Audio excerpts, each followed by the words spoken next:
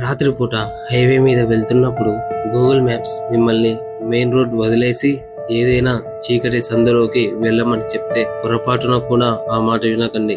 ఎందుకంటే 2024లో ఒక ఫ్యామిలీకి సరిగ్గా ఇలాంటి అనుభవమే ఎదురైంది కాబట్టి. కిరణ్ తన భార్య 5 ఏళ్ల కూతురుతో కలిసి వైజాగ్ నుండి హైదరాబాద్ కి కారులో బయలుదేరారు.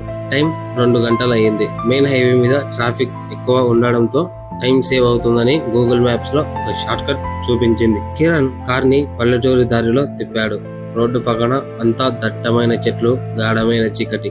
ఒక 5 కిలోమీటర్లు వెళ్ళాక మ్యాప్ సడన్ గా నిశ్శబ్దంగా మారిపోయింది. సరిగ్గా అప్పుడే కార్ హెడ్ లైట్ వెలుగులో రోడ్డు అడ్డంగా ఒక పాత సైకిల్ పడి ఉంది.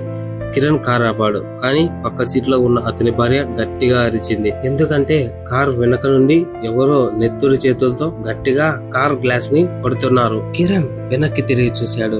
అక్కడ ఏ మనిషి లేడు. కానీ ఆ నెత్తురు చెయ్యి విండో గ్లాస్ మీద ఒక పేరు రాసింది. ఆ పేరు మరెవరిదో కాదు, కిరణ్దే. అది కూడా కార్ లోపలి వైపు నుండి రాసి ఉంది.